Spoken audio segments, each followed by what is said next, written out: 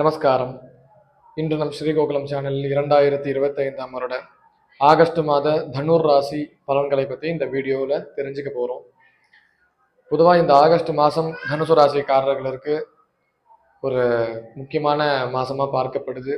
காரணம், 7ஆம் வீட்டில் பிரகஸ்பதி 7ஆம் அதிபதியாக இருக்கக்கூடிய புத பகவான் 10ஆவதுக்கு சுக்கிரனும் அங்கே இருக்காரு. அப்படின்றதுனால ரொம்ப எனர்ஜெட்டிக்கான ஒரு மாசமா தனுசு ராசிக்கு பார்க்கப்படுறது.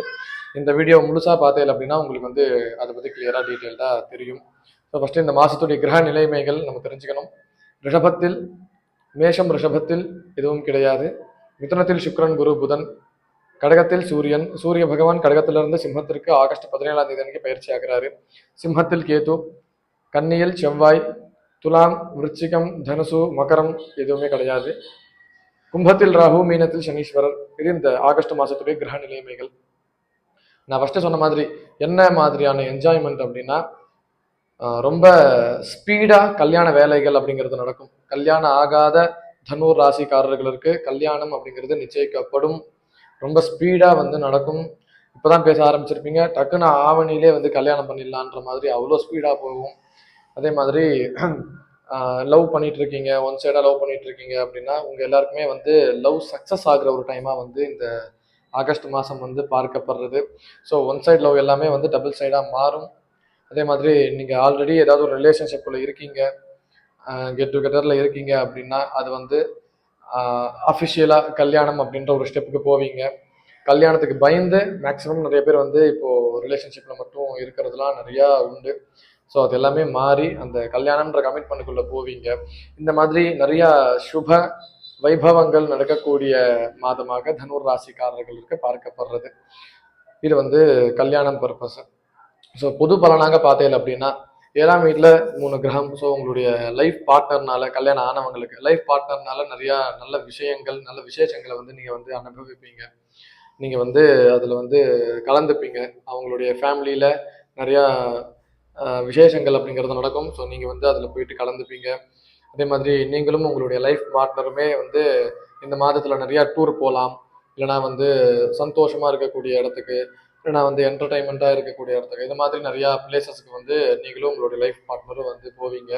ஸோ அந்த ஒரு அந்த ஒரு ஃபேமிலிக்குள்ளே இருக்கிற ஒரு அந்யோன்ய பந்தம் அப்படிங்கிறது இன்னும் கொஞ்சம் அதிகமாகும் இந்த ஆகஸ்ட் மாதம் அப்படிங்கிறது. ஸோ அடுத்தது சூரியன் நமக்கு கரெக்டாக 8ஆம் வீட்டிலேருந்து 9ஆம் வீடு, அவருடைய சொந்த வீட்டுக்கே போகிறாரு. அப்படின்றதுனால உடம்பு சரியில்லாமல் சில உடல் உபாதைகள் அப்படிங்கிறது நீங்கள் கொஞ்சம் ஃபேஸ் பண்ணிட்டு வந்திருப்பேன்.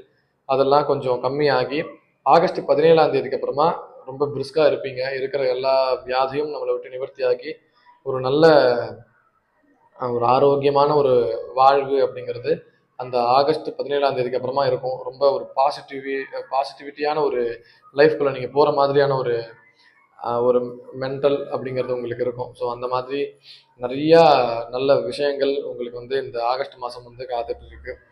ஒன்று.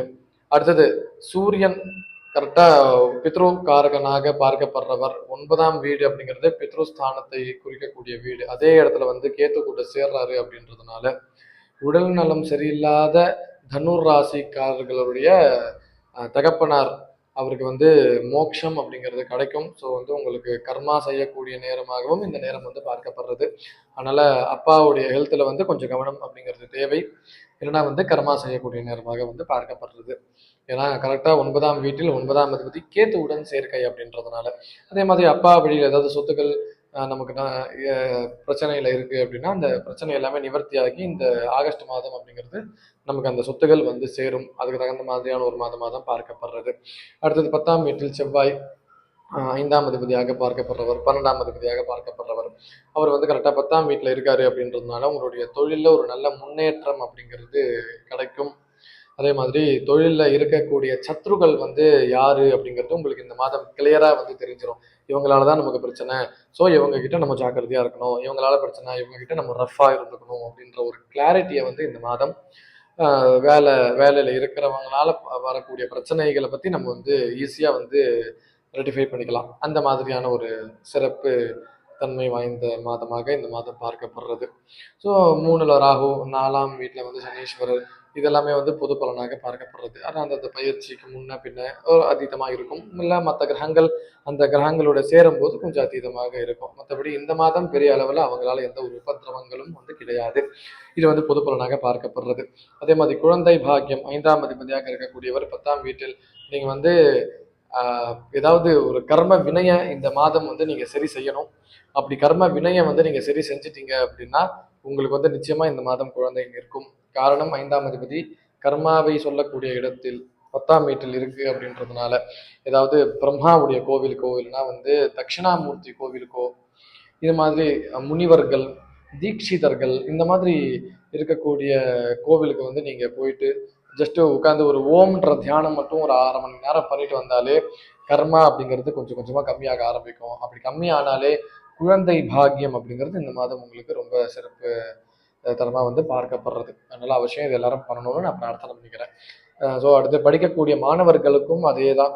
ஸோ நிறையா வந்து குருமார்களுடைய அதாவது உங்களுடைய டீச்சர்ஸ் உங்களுடைய பெரியவங்களுடைய கைடன்ஸ் எல்லாம் வந்து நீங்கள் நிறையா வாங்கிக்கிட்டீங்க அப்படின்னா இந்த மாதம் ரொம்பவே வந்து உங்களுக்கு ஃபேவரபுளாக வந்து பார்க்கப்படுறது. ஸோ நீங்கள் வந்து அவங்கள வந்து ஒரு மிஸ்கைடாக எடுத்துக்காம ஒரு கரெக்டான கைடன்ஸாக எடுத்துக்கிட்டே இல்லை அப்படின்னா இந்த மாதம் உங்களுக்கு அவங்களால நிறையா நல்லது நடக்கக்கூடிய சான்சஸ் அப்படிங்கிறது இருக்குது. ஸோ நீங்கள் அதை பயன்படுத்திக்கணும் அப்படின்னு நான் வந்து பிரார்த்தனை பண்ணிக்கிறேன். அடுத்தது வந்து இந்த மாதத்தில் இருக்கக்கூடிய பிரச்சனையிலிருந்து என்ன சுவாமியை வந்து நம்ம பிரார்த்தனை பண்ணால் நிவர்த்தி ஆகும் அப்படிங்கிறது நான் சொல்கிறேன். தனுர் ராசிக்காரர்களுக்கு வந்து காலஹஸ்தி. ஸோ காலஹஸ்தியில் இருக்கக்கூடிய சர்ப்பத்தை வந்து நம்ம எவ்வளோக்கு எவ்வளோ பூஜைகள் ஆராதனைகள் ஹோமங்கள் செய்கிறோமோ அவ்வளோக்கு அவ்வளோ அந்த கர்மா அப்படிங்கிறது நிவர்த்தி ஆகும். நான் முன்னாடியே சொன்னேன் இல்லையா கர்ம நிவர்த்தி பண்ணணும் அப்படின்னு. கரெக்டாக அந்த காலஹஸ்திங்கிறதும் கர்ம நிவர்த்தி பண்ணக்கூடிய இடம் தான். காலஹஸ்தி இந்த மாதிரி இடத்துக்குலாம் நம்ம போயிட்டு வர வர வர பொதுவாகவே கர்மா அப்படிங்கிறது நிவர்த்தி ஆகும். இந்த மாதம் உங்களுக்கு காலஹஸ்தியே வந்து நான் கரெக்டாக சஜஸ்ட் பண்ணியிருக்கேன் அப்படின்றதுனால அவசியம் எல்லாரும் காலஹஸ்திக்கு போயிட்டு ஒரு தடவை ஜெஷ்ட சுவாமியை தரிசனம் பண்ணிட்டு தியானம் பண்ணிட்டு வந்தாலே வந்து போதுமானது. ஸோ இது இந்த மாதத்தின் தனுர் ராசிக்காரர்களுக்கான பொது பலன்கள். ஸோ மேற்கொண்டு உங்களுக்கு வேற ஏதாவது ஜோதிட ரீதியான சந்தேகங்கள் இருந்தாலும் நீங்கள் தாராளமாக ஸ்க்ரீனில் தெரிகிற நம்பருக்கு ஃபோன் பண்ணி எங்களை வந்து அணுகலாம்.